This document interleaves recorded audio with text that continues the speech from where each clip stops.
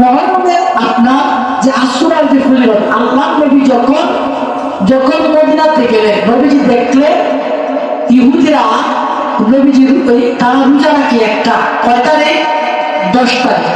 তারা বললো, নবীজি বললেন তোমরা কি রোজা রাখো? বললো যে ঈসা আলাইহিস সালামকে ঈসাকে আল্লাহ ওই দিনে মানে আমরা ঈসার স্মরণ করি, আমরা রাখি, মুসা আলাইহিস সালামকে স্মরণ করি আমরা রোজা রাখি। নবীজি বললেন ঈসা তো তোমাদের চেয়ে আমাদের আরো কাছে, আমাদের আরো আপন, মুসা তো তোমাদের চেয়ে আমাদের আরো আপন। নবীজি বললেন আমাদের কাছে আর হক না, তাহলে আমরা রোজা রাখবো। নবীজি রাখছেন, এর আগে একটা নবীজি বলছেন অন্যদেরকে জানাই দিয়েছে যে তুমি রোজা রাখবো দুইটা। কয়টা? দুইটা। কারণ মুসলমানের কোনো আমল আখলাক এটা বিধর্মীদের সাথে মিশতে পারে না। আবার এই জন্য নবীজি কয়টা রোজা রাখার কথা বলছেন? রোজা রাখি একটা, নবীজি বলছেন কয়টা? দুইটা রাখার জন্য। সর্বনিম্ন আপনার রমজান মাসের পরে ফরজুতার পরে যত নফল রোজা আছে, এই নফলের মধ্যে বরকতময় রোজা হচ্ছে আপনার আশুরা রোজা। বলুন না সুবহানাল্লাহ। ওই মহরমের রোজা যারা পারেন 10টা রাখেন, 10টা যারা মা বোনরা রাখেন, তাহলে 10টা যারা পারেন শুধু 10টা রাখবেন। কমপক্ষে না পারলেও 9 তারিখ এবং 10 তারিখ এই রোজাটা যেন আমরা রাখতে পারি। আল্লাহ সেই তৌফিক দান আমরা সকলে বলে আমি। সমাজের মধ্যে কিছু কিছু ভুল কথা আসলে চালু। আপনি যাবেন এবার শাস্তির ধরো, আপনি রোজা রাখছেন, শাস্তি হবে কি থাকো যদি রোজা রাখতেছি বা বুঝে রাখতেছি নি বড় বড় রোজা যদি একবার যদি গলা তুলে লাগাও তাহলে কিন্তু এটা জীবন আর হয় না।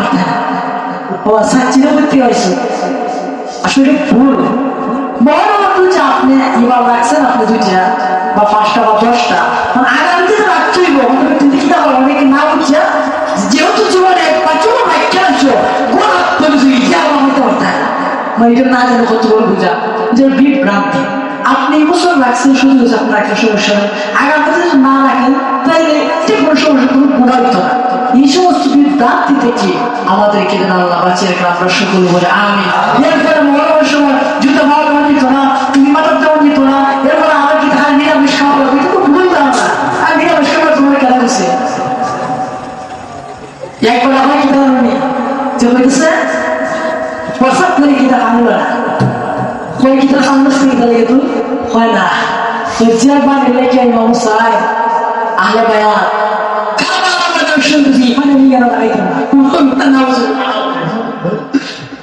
তুমি কেন লাগাইতে মানে খাইছো না তা আমার একটা মনে হয়েছে তুই খাই খাইছে। এই সমস্ত বিভ্রান্তি, এইগুলো বিভ্রান্তি থেকে আল্লাহ তাআলা যেন আমাদের সকলকে যেন হেফাজত রাখে।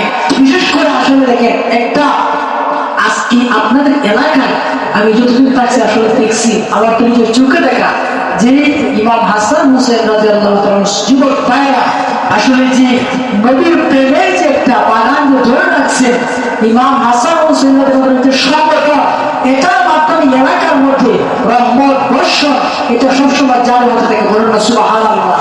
যে এলাকার মধ্যে এর মাধ্যমে কি হয় আপনার সন্তান হুসাইনের প্রেমিক হবে, আপনার সন্তান আহলে বায়াতকে ভালোবাসবে, আপনার সন্তান এই সংগঠন থাকার কারণে আহলে বায়াতের পরিচয় পাবে। এমন সময় আসবে দেখেন আপনার চতুর্দিকে তাহলে বেদাত বেদাত সবগুলো শিরিক শিরিক এই অবস্থা, কিন্তু আহলে বায়াত থেকে দূরে থাকবে তো আপনার আমার ভবিষ্যৎ হতে মতো আপনি কিছুই দেখতো না। সুতরাং আমরা যারা আছি যারা রয়েছেন বিশেষ করে এই হুসাইনি সংগঠনের মধ্যে আপনারা থাকবেন। বিশেষ করে নবীজি বলছে যে এই নূহ আলাইহিস সালামের কিস্তিটাই হচ্ছে আমার আহলে বায়াত। আহলে বায়াতের মহব্বত যেন আমাদের সকল অন্তরে আল্লাহ যেন জারি করেন, আল্লাহ যেন মহব্বত সারা জীবন কাটে তৌফিক দান